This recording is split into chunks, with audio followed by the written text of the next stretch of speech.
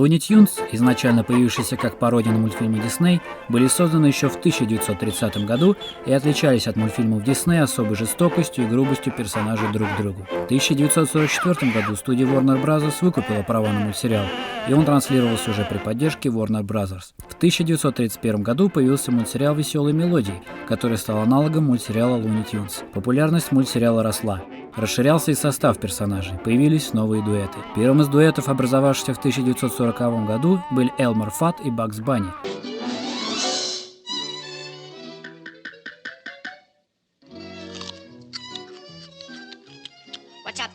В начале 40-х, конце 50-х появилось еще несколько дуэтов: Кот Сильвестр и канарейка Твити, Валли Койот и Дорожный бегун. Тут-то и начинается наша история.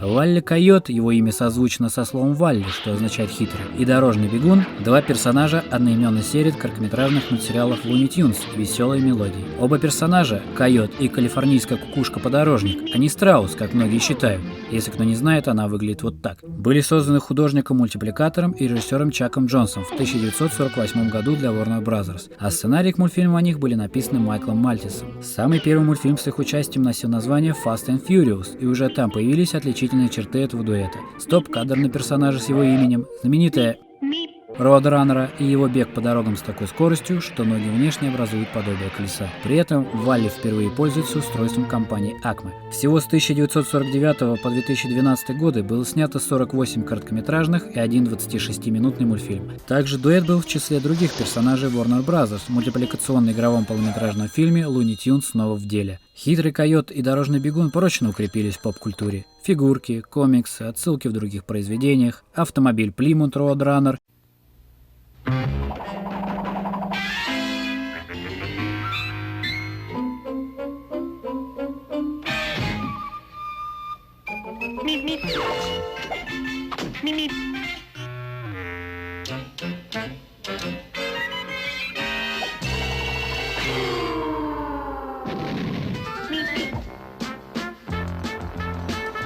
...1971 Roadrunner. Coming through. With totally new styling. It looks like fun.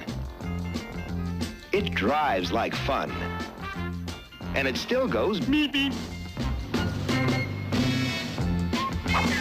Beep beep. The only place to catch a Roadrunner is at your Plymouth dealers.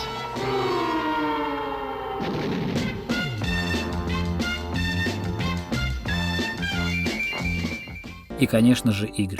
Первой игрой непосредственно с именами наших героев в названии была Roadrunner, аркада от Atari 1985 года, которая впоследствии была портирована на Amstrad CPC, Atari 2600, Atari ST, Commodore 64, MS-DOS, Sinclair ZX Spectrum и Nintendo Entertainment System. Версия для NES была выпущена Tengen и не лицензирована самой Nintendo. В 140-м выпуске журнала Dragon игра получила 3 звезды из 5. В 1991 году вышла Roadrunner and Wally Coyote для платформ Amstrad CPC, Commodore 64 и ZX Spectrum. Дальше можно вспомнить Electronic Roadrunner от Tiger Electronics, но, пожалуй, не будем. И перейдем сразу к Roadrunners Death Valley Rally, выпущенной для SNES. Она имела не очень хорошие оценки критиков, а продолжение вовсе было отменено из-за банкротства Sunsoft, издателя игры. Следующей была Desert Street Strap Steering Roadrunner and Wally Coyote для Sega Game Gear. В целом принята была неплохо, но критиковалось сложное управление. В В 1994 году выходит разработанная Blue Sky Software и изданная Sega совместно с Tectoy эксклюзивно для игровой приставки Mega Drive Genesis Desert Demolition Starring Roadrunner and Wile E. Coyote. Игра получила оценки чуть выше среднего и имела главное отличие от предшественников. В игре от Sega давали поиграть за хитрого койота.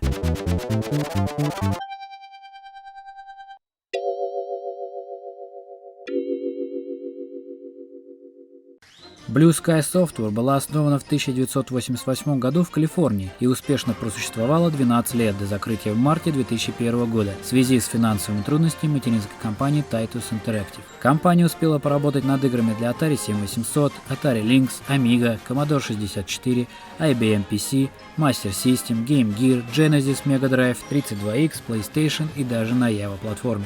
Среди разработанных много спортивных и небезызвестных игр вроде парка юрского периода. Tectoy же на тот момент была официальным издателем Sega на территории США.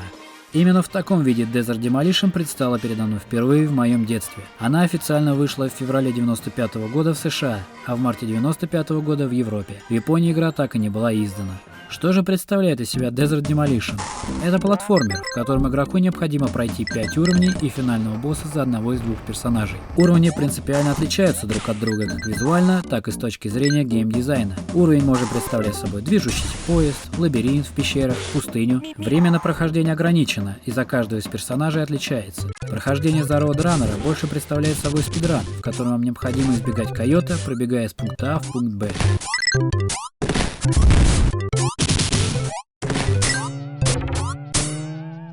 При этом, если игрок играет за Валли, ему нужно по ходу уровня ловить дорожного бегуна, хотя это и не является обязательным условием. При поимке игрок получит дополнительное время и штампы Акмы, используя различные приспособления Акмы. Также при игре за койота при сборе 125 флажков с эмблемой Акмы можно попасть на бонусный уровень, который после каждого основного отличается и содержит камео других персонажей мультфильма. И полеты на ракете в космос, спринт с препятствиями на перегонки с локомотивом, почему бы и нет. На уровнях есть несколько активных элементов. Это упомянутые ящики с приспособлениями от Акмы для хитрого койота, будильник для увеличения оставшегося на прохождение время, флажки для прохода на бонус уровней или для дополнительных жизней, банки с лекарствами, которые Уалли подбирает с характерным забавным звуком, или семена для пополнения здоровья, а также дополнительные жизни в виде головы персонажа. Противники, если их так можно назвать, взрывоопасные предметы и механизмы.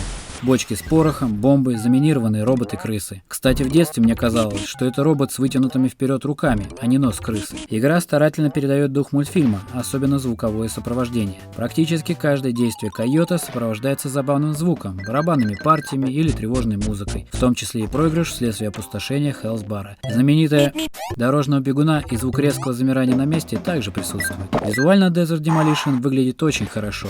Яркие цвета, динамичные задники, плавный скроллинг, горизонтальный или вертикальный, и очень качественная анимация. Визуальный стиль был отмечен также критиками. В минусы же игре было записано управление, то есть некоторая инертность. С чем же я не согласен, так это с критикой игрового процесса. Сценарии за разных персонажей отличаются, что повышает играбельность, при этом игра достаточно короткая и воспринимается скорее как еще одна серия мультфильма, что с ее игровым процессом и бесконечными отсылками могу записать только в плюс. В игре на выбор есть 3 уровня сложности. Сложность обуславливается наносимым персонажу уроном, количеством попыток и продолжений. По их истечении наступает гейм-овер, который сопровождается небольшой заставкой в стилистике мультсериала.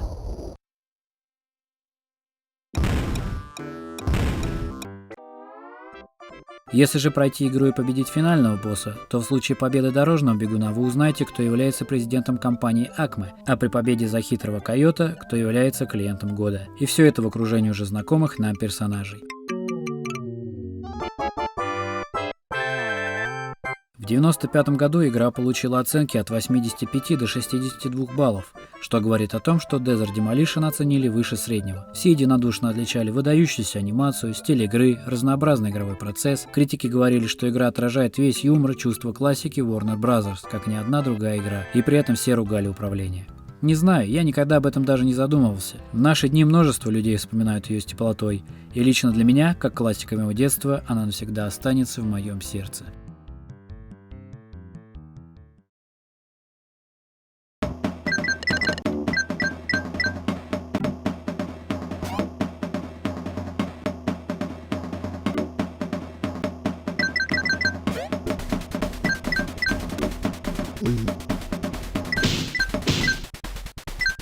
meep.